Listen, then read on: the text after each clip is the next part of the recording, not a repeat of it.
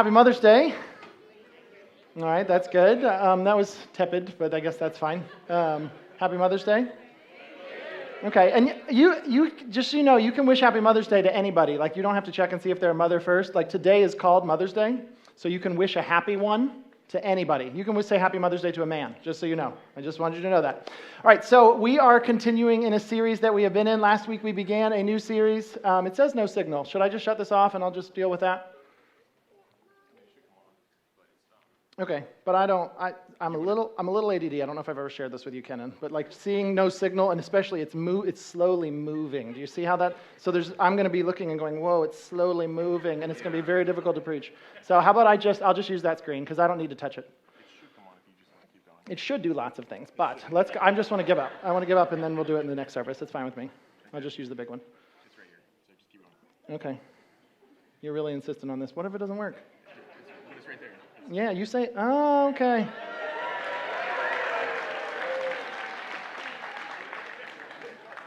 You guys just witnessed a Christian argument.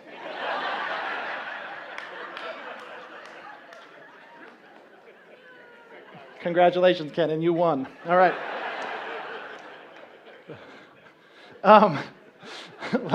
Last week we began a new series called Spending Someone Else's Money, and so this week is part 2 of spending someone else's money. And what I would like to do is I would like to review what we said last week.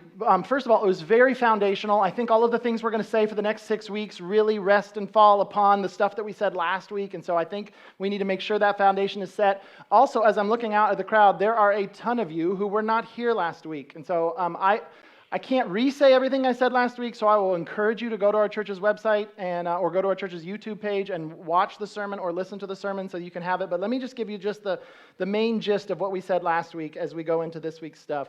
Last week we said a couple of things I think that are really important. First thing we said was money does not exist as a commodity of its own. It merely represents another commodity. Do you remember that? Okay, and so we used a graphic. Could you put the graphic up? Graphic is a little generous. This was a drawing I did last week. And I said that money, like the pieces of green paper that you have in your wallet or the numbers that you have in your bank account, okay, the things we call dollars in our country, money is really not the commodity that you want. Like the reason that we want money, or the reason why there are some of you in this room that desire dollars, is not because you actually desire dollars, but because you are able to trade them for what you actually want. Okay? If you were not able to exchange dollars for what you wanted, you wouldn't want dollars. If they were just green pieces of paper, you would not be interested in collecting them. I don't know anyone that collects green pieces of paper other than dollars. And the reason why is because we exchange them for the thing we actually want. And the thing that we actually want, that's what the Bible's talking about most of the time when the Bible tells us what to do with our wealth. When we're talking about our possessions, yes, God cares about our dollars, but the reason why dollars matter is because they are exchangeable for the stuff of this world. And when the Bible talks about what we're supposed to do with the stuff of this world, that's what it's talking about. And so we have to realize the connection here. Money is not its own commodity. It represents stuff. We also said last week that sometimes it represents time, right? That's what this clock is here for. That there are many of you in this room that give 40 hours of your week to somebody in exchange for dollars. We also put this hand here because we realize it's not just your time that you give away, but it's your effort, right? Your energy, your work, your ability, your skills. Some of you give not just 40 hours, but 40 skilled hours in exchange for money that you then trade for stuff, right? Like housing and food and stuff like that. Some of you even give your time and your ability and exchange it into money and then turn around and use that money to hire someone else, right? Or to pay someone else for their time and their ability. And then we also put this sheep down here because that is one of the many things that falls under stuff, and it's something that we see actually all over the Bible, maybe more so in the first half of the Bible, but all over the Bible, that wealth at times in history was measured in livestock. And so there was a time period where there was no money, there was no cash, but there was always been stuff and time and ability, and especially long ago, if you were to talk about someone who was a wealthy person and had, a lot, you wouldn't say they were a millionaire, you wouldn't say they were a billionaire, you'd say they have 3,000 camels. Oh, they have 3,000 camels. Yeah. Oh, they're rich. And so we talked a lot about that last week, that there are verses in the Bible about goats and oxen that if we're not careful and we don't understand the connection between money and the stuff of this world, we'll think, oh, well, that's a verse about cows. That's a verse about goats. It doesn't have anything to do with me. Okay? And we need to realize, no, that was the way they measured the possessions that they had. So one of the things I wanted to correct from last week, I made a mistake, okay? I made a number error last week, and I wanted to correct it this week while I have the chance. Last week I said that about 6,000 years ago, the world was, most of the world had a barter economy, right? An economy where there was no cash, just people had stuff that they would exchange, and you could exchange, camels for olive oil or whatever it might be. Okay, and that is true. Okay, that the world did have a barter economy 6,000 years ago. But then from there, I talked about the fact that around the time period of Job and Abraham, they also had a barter economy, and that they measured their wealth in things like livestock. But I said last week that that was about 6,000 years ago. The time period of Abraham and Job was approximately 6,000 years ago. That was a mistake. Sorry. That's about 4,000 years ago. I was a couple millennia off, and I'm sorry. Okay, so not 6,000 years ago, 4,000 years ago. I wanted to just correct that. I am much better with words than numbers. And so I just wanted to let you know I got the date wrong on that. And I hope it didn't throw anybody off. I hope there wasn't anybody here last week that thought Job didn't live 6,000 years ago and then dismissed everything I said in the rest of the sermon, because I think the other things I said last week were true and important. So I wanted to correct that.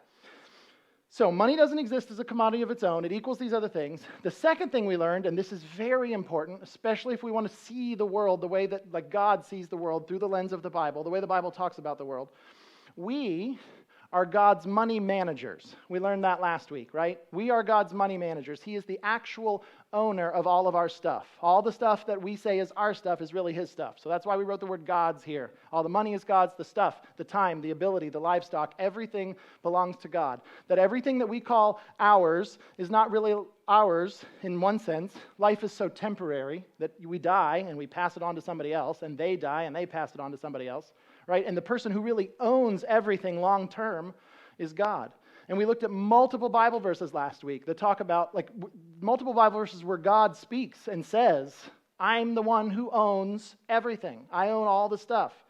And so we said, if God owns all of our stuff and yet we're the people that are responsible for it, then we are God's money managers. And in that sense, every single one of us in this room, we are all spending someone else's money. That's the idea behind this series.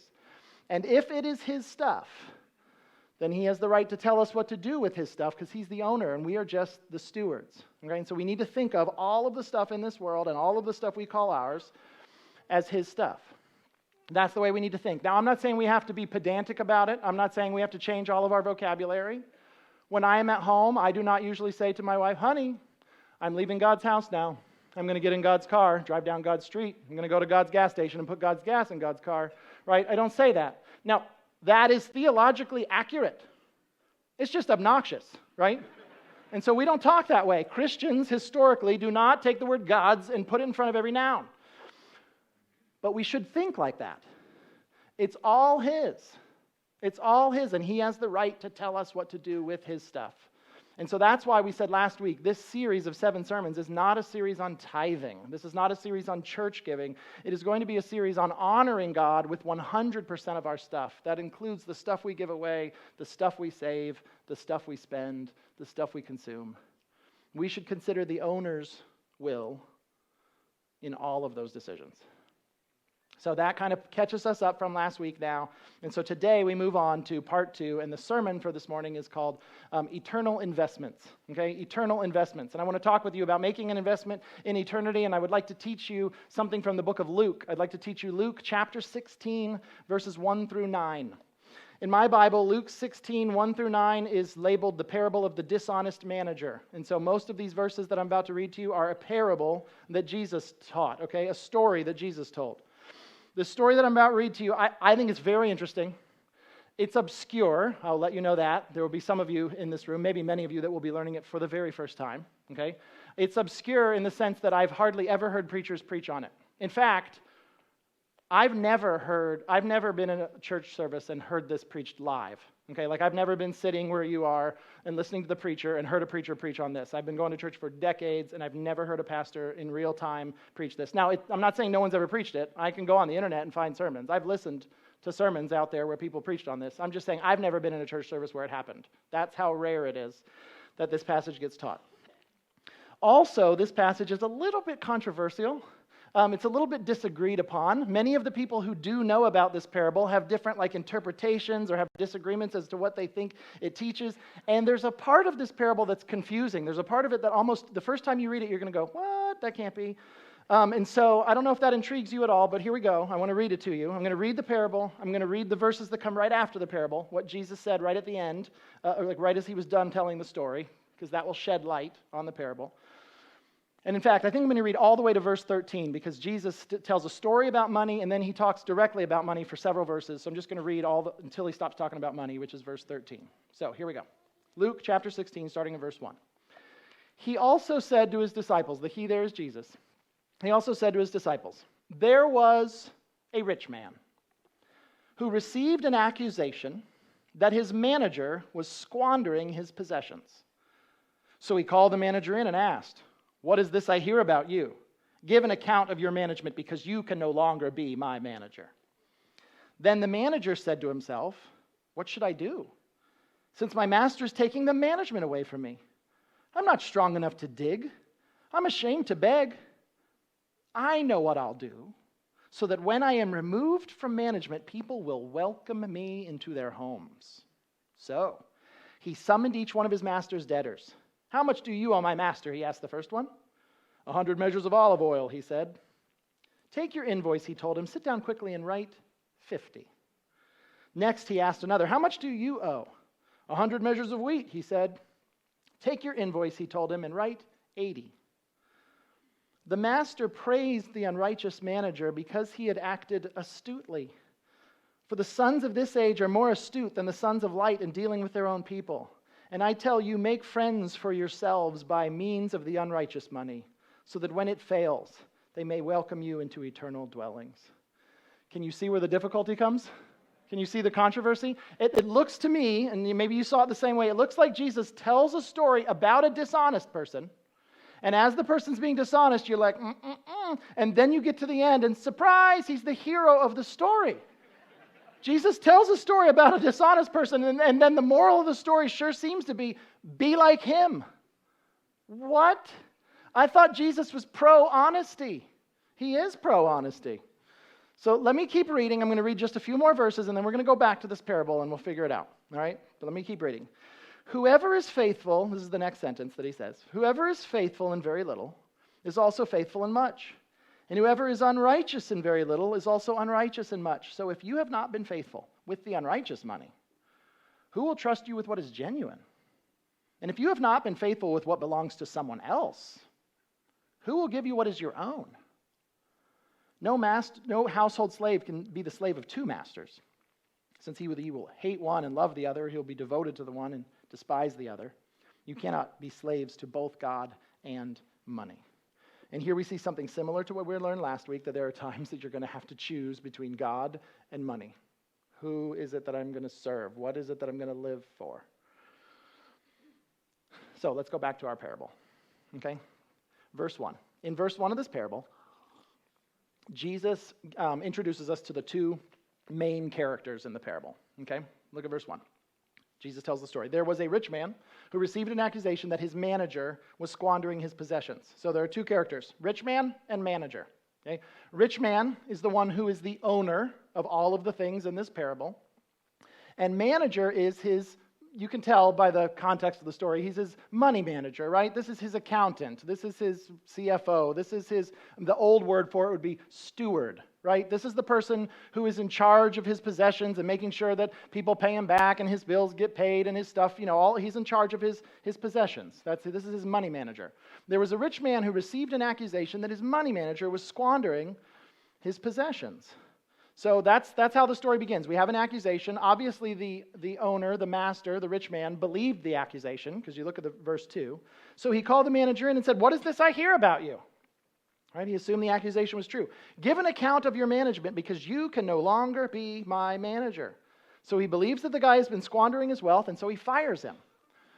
But the way that the story is written, it's interesting, and you can tell this also as the way the story unfolds. He does not fire him immediately. It's some kind of delayed firing. It's not, you're fired, pack up your stuff, get out of here. It's, you're fired effective tomorrow, or you're fired effective next month. Okay? I don't know how much time it was, But he says, give an account of your management because you can no longer be my manager. You're going to stay on staff long enough to do one final accounting, and then you're out of here. So, what happens? Verse 3. Then the manager said to himself, what should I do? Since my master is taking the management away from me. Again, taking it away, not having already taken it away, right? And you can see it later on. He says, I need to know what I should do so that when I'm removed from management, I have not been removed from management yet, okay, but I'm about to be removed from management. So what do I do during these last few days that I'm employed, right? The manager said to himself, what should I do? Since my master is taking the management away from me, pretty soon, real soon, I'm going to be unemployed, and I don't know what to do. And maybe some of you have been in that situation before where you go, am I going to be able to get a job? Do I stay in the same field that I'm in because I lost my job, right? This guy probably not going to have a great reference after this job. So what's he going to do? And he's trying to figure out what he's going to do. Should I go into a whole other career field? Remember how some of you have gone through that kind of thinking when you were in between jobs and you're trying to figure out what to do? And so that's what he's doing. He says, what should I do? Since my master is taking the management away from me. Now look what he says. He says, I'm not strong enough to dig. I can't go do blue-collar work. Right? I can't go do manual labor. I don't have a body for that. I'm a numbers guy. I just put things in columns. I keep track of stuff. There's no way I'm going to be able to do manual labor. And then what's the next step? He says, and I'm ashamed to beg. I don't want to be someone who's a beggar and lives off of other people and in that way. So what do I do? And then he comes up with an idea. Okay, brilliant. I know what I'll do. So that when I'm removed from management, when this job is over, people will welcome me into their homes. I'm going to set it up in such a way that there are going to be people that when I'm homeless, they go, oh, well, come live in my extra bedroom. And there's going to be someone else who goes, no, we got a mother-in-law suite. Come live in ours. And when I don't have any food, people are going to go, come at our house. You can eat at our house every night if you want. Come on with us. He came up with a great idea. So what's his great idea? Look at it, verse 5. So he summoned each one of his master's debtors. How much do you owe my master? He asked the first one. 100 measures of olive oil, he said. Remember how last week I said money equals other things? This is very helpful in understanding passages like this, isn't it? 100 measures of olive oil, right? It's not dollars, it's olive oil. 100 measures of olive oil, he said. Take your invoice, he told him. Sit down quickly and write 50. Oh. So we've got this guy that owes 100. And now the money manager says, now how much do you owe? I owe 100. That's interesting because I have one final accounting to do, then I'm going to turn it into my master tomorrow, and then I'm out. Let's write down 50 as the amount that you owe. To which the other guy would have said what? Well, thank you. That's incredible. I mean, we went from 100 measures of olive oil to 50. This is probably months and months and months of earnings. That suddenly he just gets a 50% discount. Half the loan is paid off. Can you imagine if someone just made your mortgage half of what it is, right? That'd be fantastic. So here he is. Let's 50% discount. The other guy's going, whoa, yeah. And then he does what? He brings in someone else. Now notice at the beginning it said he summoned each one of his master's debtors. So I'm thinking, even though the story only talks about two of them, I think those two people are probably representative of the kind of thing he did with all of the master's debtors, however many there were. Okay, so this is what he does with olive oil guy. Then he moves on to the next guy. Verse 7. Next he asked another, how much do you owe? This guy says 100 measures of wheat. And he says, take your invoice, he told him, and write 80. Okay, maybe he didn't like this guy as much as the first guy. I don't know. But this guy gets a 20% discount, right? First guy, 50% discount. This guy comes in, he owes 100, and he goes, no, you own 80, right? I'm the manager. I'm going to be the one that turns all the money in. I'm going to tell him this is how much your people owe you. So make sure your thing matches my thing. It's not going to say 100 anymore. It's going to say 80 from now on. 80, but I owe 100. 80 is what you owe. Okay, 80 is what I owe. This is fantastic. And so he does it with every single one of his master's debtors. Now, why is he doing this? Well, we know why he's doing this because he said it back up in verse 4. Do you remember verse 4? He said, I know what I'll do so that when I'm removed from management, people will welcome me into their homes. The whole point of 20% off for you, 50% off for you, 30% off for you, is he's getting all of these people in a position that they are now going, oh, you are my new best friend. I am so grateful for what you have done. Man, I just wish there was a way I could thank you. And he's thinking, oh, there's a way. Next month, I will let you know the way. You can thank me. Now, here's the shocking part of the story. Verse 8. The master praised the unrighteous manager because he had acted astutely. What? He praised him? Why in the world does Jesus tell a story in such a way that the unrighteous manager is commended? We might even go, maybe he's not as bad as I think. I mean, he's even called an unrighteous manager, and yet he is being praised, right? For what? Because he had acted astutely. What does that mean? Well, I mean, we don't use the word astutely very often, but astute is a word that means like smart, wise, shrewd, clever. And so that's what he's saying here. He's saying, great job, that was clever, okay? That was smart. But why? Why in the world are we commending this person for being so smart if the thing they were doing was dishonest? So I want to give you, there are different theories. I told you different people disagree on this, and I'll tell you just a couple of theories that people have about this passage. And I would say that these two theories I'm about to explain to you both have the same purpose, and that is, it's to make the manager seem less dishonest. That there are people that read this and they go, this can't mean what I think it means. There's no way Jesus would make the dishonest guy the hero of the story. So there must be more to this. And so they're trying to come up, what is a way that he wouldn't be that dishonest? And so I'm just going to tell you a couple of things that if you go online and read, this is what you might find out that people say about this passage. Some people say that what he was doing in this story was merely taking off his commission. So they owed a certain amount to the owner, and then his commission as the bill collector or as the money manager was a certain amount, and he was just taking his commission off and just telling them to owe the master just what they literally owed the master. And so he wasn't doing anything dishonest, he was just foregoing his own commission. Is that what's happening in this story? I don't think so. I mean, I guess it's possible. The thinking would be he's about to be unemployed, and so he's thinking to himself, there's a certain amount of these loans that's supposed to go to me. There's a certain commission that's supposed to go to me. But they don't have the money to pay me right now.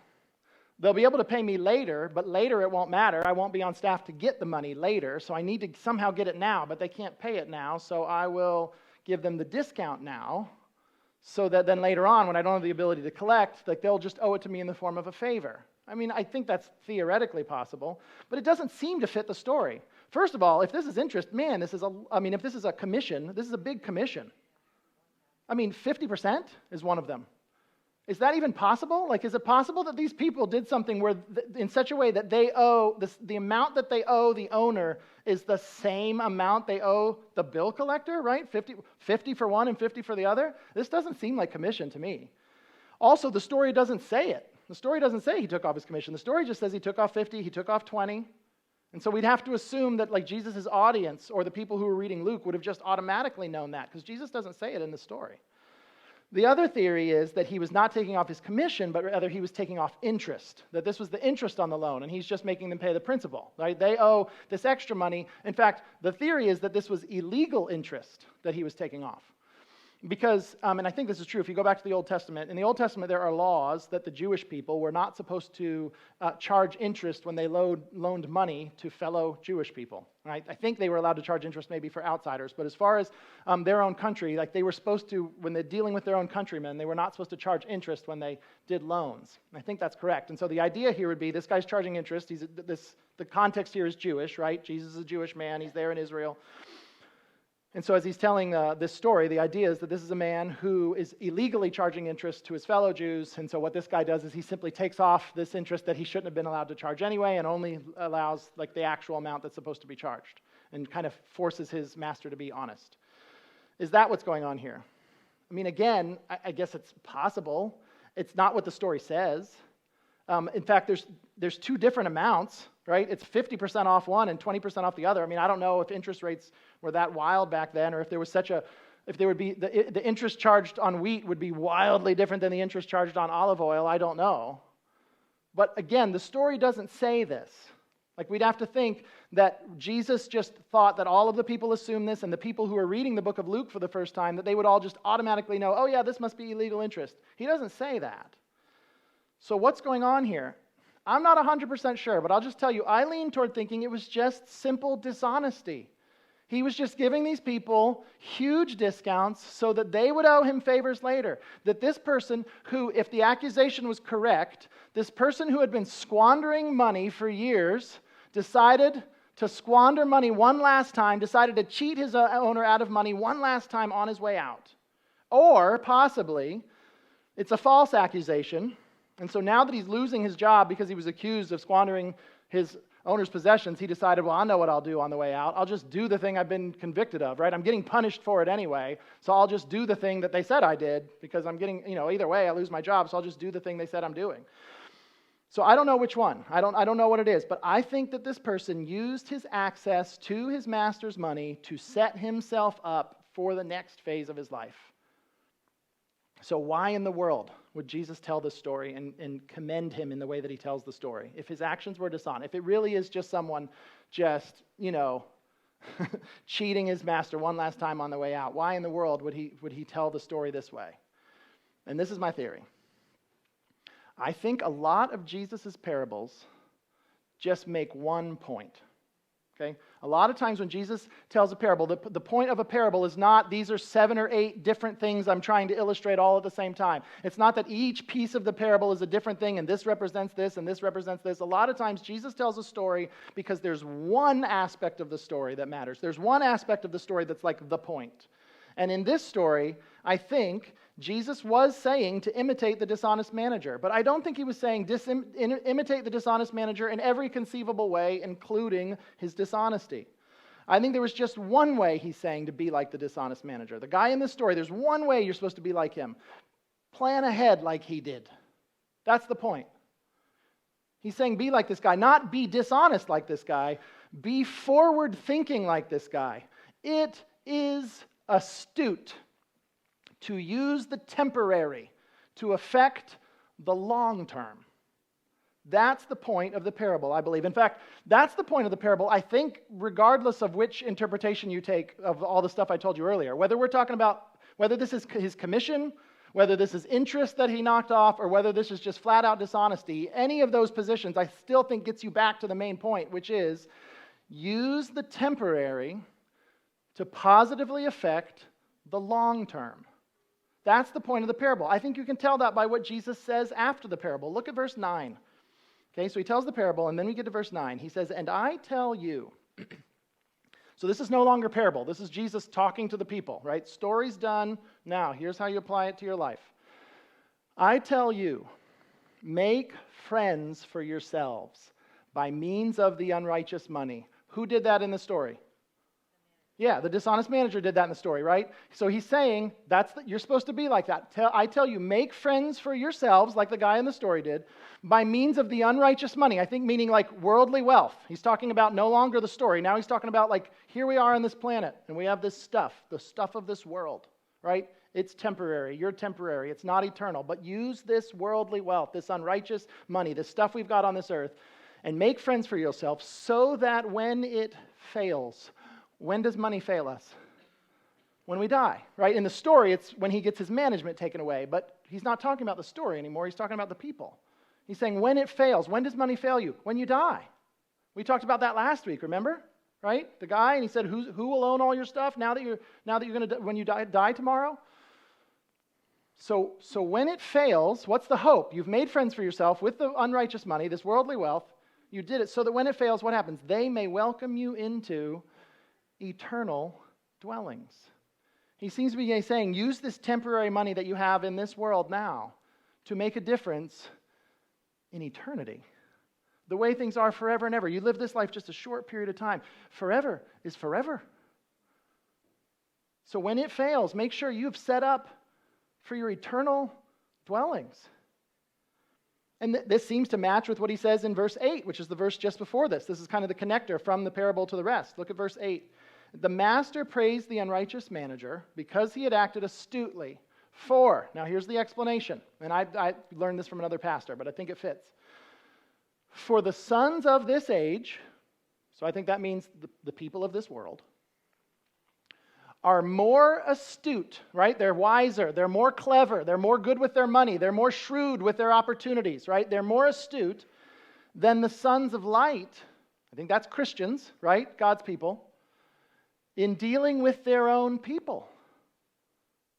That sometimes Christians are not as clever as non-Christians when it comes to the way they handle the stuff of this world. The people that are in this world know how to handle the situations in this world a lot better than Christians know how to handle spiritual eternal things sometimes. I think that's his point here. And you know that this is true, don't you? Isn't it true that the sons of his age are astute in dealing with their own kind a lot? Haven't you seen this in your life? This whole idea, I'm going to use the temporary to make it, to do something for the long term. I'm going to leverage what I have with my money. I mean, I'll just use this as an example. I'm not talking about anybody in particular. I just feel like this is the kind of thing that happens sometimes. You've probably heard stories like this. Imagine there's someone who has a certain amount of authority for a while. They're able to do certain things. Let's say that they're a governor, okay? And the governor, in the last days of their governorship, give out a bunch of pardons to people who are wealthy and well-connected just before the governorship ends. Okay, have you heard this before? And the idea is at the end, so then when I no longer have the power to pardon, when the governorship is up, there will be tons of wealthy, well-connected people who will owe me when the time is done. Okay? Now, don't you think that kind of thing happens? Yes, I think that kind of thing happens all the time. And I think Jesus is saying is, yeah, that kind of thing happens all the time. People of this world were smart enough to figure that out. And in fact, they are more astute even than Christians are sometimes when it comes to our leveraging of our stuff to make a difference in eternity. The governor's sitting there thinking about what he's going to do next, and Christians are just la-di-dee-dee-dee, not even thinking about the next 1,000,000 years. So use money now to affect things then. Now, if that's what Jesus is teaching, and I think he is, if that's what he's teaching, then that matches with lots of other places in the Bible that say the same kind of thing. Jesus said that in other occasions, and so did other Bible writers. I'm going to show it to you. Look at Matthew chapter 6. Matthew chapter 6, starting in verse 19. This is a passage on money, and this is a very famous one. It's different than the parable of the dishonest manager. This one's quoted all the time. Jesus said, "Don't collect for yourselves treasures on earth, where moth and rust destroy, and where thieves break in and steal." Okay? It's similar to what we talked about last week, right? The stuff of this world is so temporary. Don't worry about amassing a bunch of stuff for yourself here on this earth. Don't collect for yourselves treasures on earth. And this is a little bit different emphasis than last week. Last week, the emphasis was don't worry about collecting all this stuff on earth because you are temporary. Remember that? But this time, Jesus is saying, because the stuff is temporary, right? Sometimes the stuff fades before you do. Don't collect for yourselves treasures on earth where moth and rust destroy and where thieves break in and steal, but collect for yourselves treasures in, what's the word? Heaven. Collect for yourselves treasures in heaven. Now, how am I going to do that? I can collect treasures on earth. I'm on earth. I can collect a treasure on earth. How am I going to collect a treasure in heaven? Where neither moth nor rust destroys and where thieves don't break in and steal. He seems to say, instead of worrying about this little bit, you've got all of this time to worry about, so store up, collect for yourselves treasures there. And the fact that Jesus tells us to do it must mean there's a way to do it. There must be some way to set up treasures in heaven. Let me show you another passage that takes the same exact, like pretty much says the same thing, just a slightly different angle. 1 Timothy chapter 6. 1 Timothy chapter 6, this is the Apostle Paul. The Apostle Paul is writing a letter to Timothy, and I think he's telling Timothy how to handle his congregation, okay? He's saying, Timothy, the people that are in your church, this is what I want you to tell them. And specifically, I think he's saying, this is what I want you to tell the rich people, okay? You got rich people in your church, and this is what I want you to tell the rich people. Instruct those who are rich in the present age not to be arrogant. That's the first point. All the rich people in your church, tell them not to be arrogant. Or to set their hope on the uncertainty of wealth. Do you see that throughout the Bible? That wealth is so uncertain?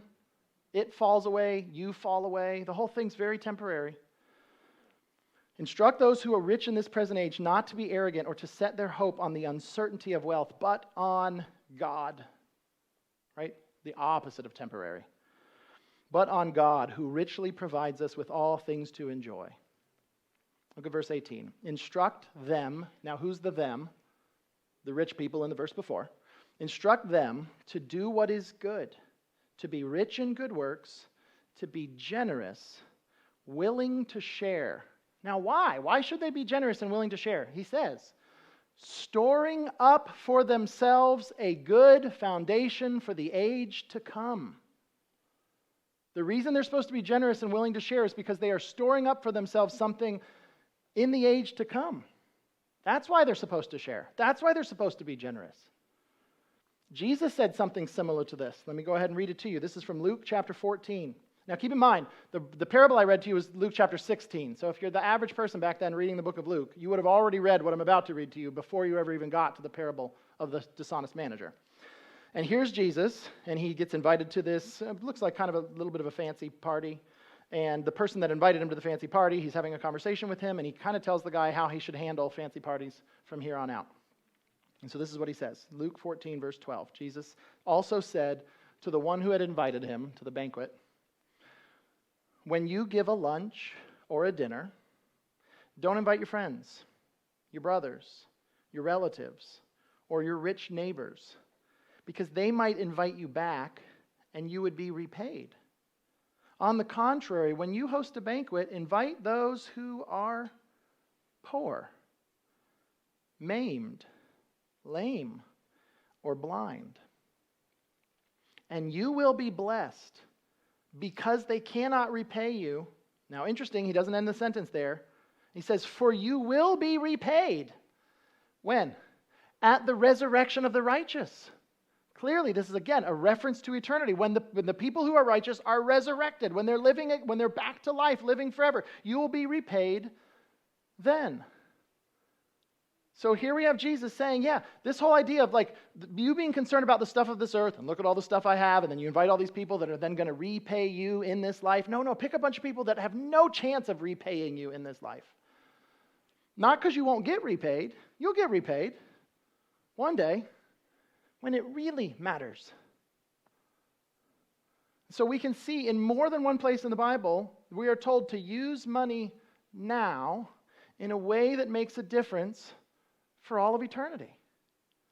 And so I wanted to encourage you, as we're talking about what to do with God's money, right? We're all spending someone else's money. I wanted to encourage you to invest in eternity. We'll talk about a lot of different aspects of money over the next several weeks, but for today, I just want to encourage you to think about how can I, in light of what the owner wants, invest my money in eternity and not just in the here and now. And so how do you invest in eternity? I'm going to give you two ways. Okay? 2 ways to invest in eternity. There may be more, but I'll just give you 2. The first one is be generous and share and care for the poor. And that was just an obvious one. I bring that one up because that's what the passages I just read to you said, right? The one in 1 Timothy specifically said that what you're supposed to do is be generous and be willing to share so that you will store up a foundation in the age to come.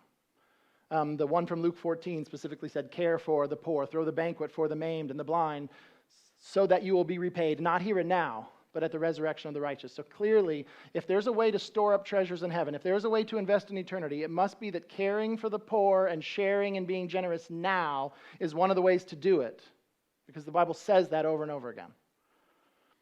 Here's the second way to make an investment in eternity. Use money to make disciples. Use money to make disciples of Jesus Christ. Use money in such a way that people come to know Jesus and they follow him. Use money so that people become Christians. Where do you get that, Mario? Well, I think this is implied in the Bible. I don't have a specific verse that says, word for word, use money to make disciples of Jesus. But I want you to follow the logic here. If you have stuff on this earth that cannot make the trip from earth to heaven, right? If you've got stuff on this earth that you can't take with you when you die, but you can use the stuff of this earth to help some person go to heaven, then that would be a good use of the stuff, wouldn't it?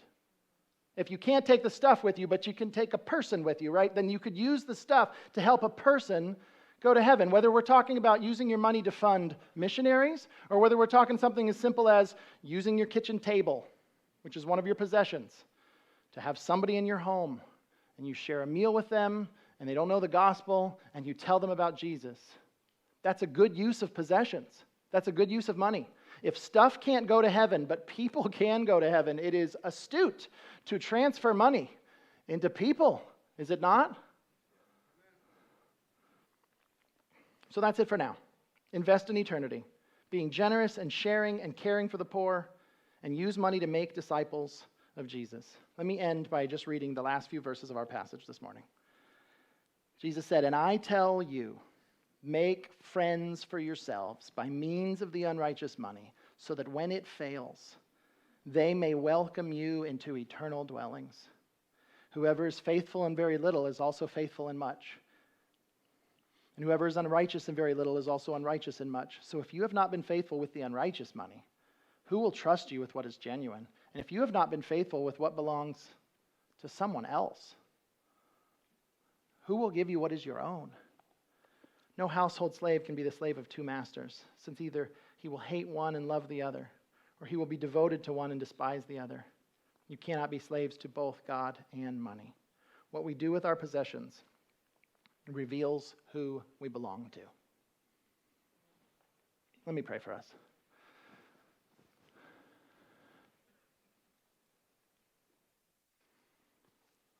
God, I pray that this truth would weigh on our hearts and our minds in a good way.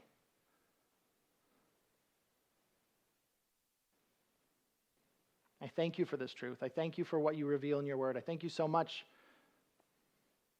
that you would tell us this life is so short. Eternity is so long. Be thinking about the next thing. Like the guy in the story was thinking about the next thing. So I thank you for that. And I pray you'd help us to be those people. Help us to be astute. Help us to be clever. Like the people of this world, but not with pardons and the stuff of this world. Help us to be clever in the way that we handle the opportunity and the time and the stuff that you give us. And help us to make a difference for eternity. I pray you'd shape us into a church, into a congregation, into a group of people who live our lives trying to use our possessions in that way. And I just pray, Holy Spirit, that you would come into, fill us up and change our hearts and turn us in different directions when we need to be facing in a different direction. I'm so thankful for this truth, but I realize the truth can sort of fall on deaf ears. And so I pray that this truth would not be something that just goes into an ear canal and out, but that it would be something that goes into our heart and changes the direction of our lives and pleases you and ultimately brings our eternal joy to be even more joyful. And so I ask these things, pleading and sincerely and with confidence that you listen. I ask these things in Jesus' name. Amen. Let me end with these good words from God's word. This is 2 Corinthians chapter 8, verse 9, talking about the gospel. It says, "For you know the grace of our Lord Jesus Christ, though he was rich, for your sake he became poor, so that by his poverty you might become rich." That is good news.